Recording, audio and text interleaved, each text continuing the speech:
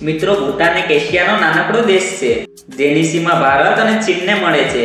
ભૂટાન હિમાલયથી ઘેરાયેલો દેશ છે, જે એને બાકીની દુનિયાથી અલગ બનાવે છે. ભૂટાનના વધુ પડતા લોકો બુદ્ધ ધર્મને માને છે. ઘણા સમય પહેલા ભૂટાન બાકી દેશોથી ખૂબ અલગ હતો અને ત્યાં ઘણી બધી ટેકનોલોજી પણ ન હતી, જેના લીધે તેને તેના બૌદ્ધ ધર્મ અને પ્રકૃતિને સમજવા માટે સમય મળ્યો. પરંતુ હવે એવું નથી. ભૂટાન પ્રવાસ માટેની સારી જગ્યા બની ગઈ છે. પરંતુ મિત્રો, હજી આ પહાડી દેશ વિશે ખૂબ ઓછા લોકો જાણે છે. એટલા માટે આજના વિડીયોમાં હું ભૂટાનથી જોડાયેલા અમુક વાતો તમારી સામે રજૂ કરીશ, જેને જાણી તમે પણ હેરાન થઈ જશો. તો આવો મિત્રો, ભૂટાનની અનસુલઝી વાતો જણાવું એ પહેલા વિડીયોને લાઈક કરી દો. મિત્રો, ભૂટાનનો વધારે પડતો પ્રદેશ પહાડી જગ્યામાં સ્થિર છે. હા, ભૂટાન એક પર્વતીય ક્ષેત્ર છે, જેના ઉત્તરમાં ઊંચા પર્વત છે, જેમાં સૌથી ઊંચો ઉલાકોગરી છે, જેની ઉપર આજ સુધી કોઈ પણ નથી ચડી શક્યું.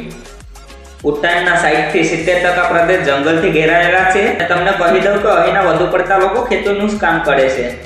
અહીંના લોકો હંમેશા જંગલ વધારવાનો પ્રયત્ન કરે છે. એ લોકોનું એવું માનવું છે કે ધરતી પર ઓછામાં ઓછું 60% જંગલ હોવું જોઈએ.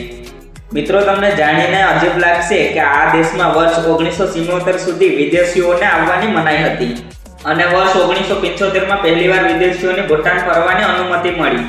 અને એ પણ આમંત્રણ આપ્યા બાદ. અહીંની સરકારો વસ્તીને સીમિત રાખે છે અને દક્ષિણ એશિયા તરફથી આવેલા પ્રવાસીઓને દરરોજના લગભગ $250 દેવા પડે છે.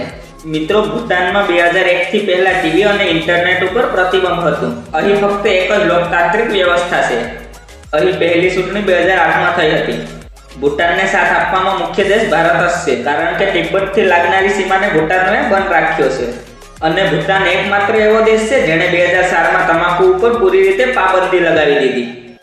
જોકે દારૂ અને ડ્રગ્સ ત્યાં હજી પરેશાનીનો વિષય છે.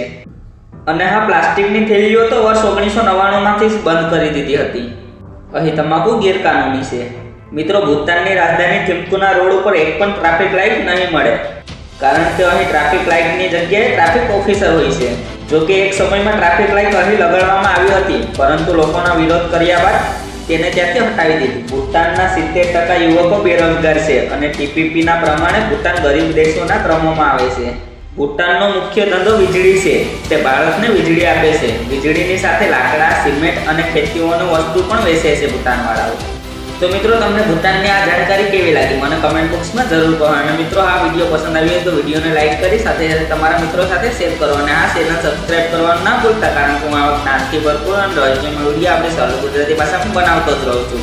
તમારો બહુમૂલ્ય સમય આપવા બદલ ખૂબ ખૂબ આભાર.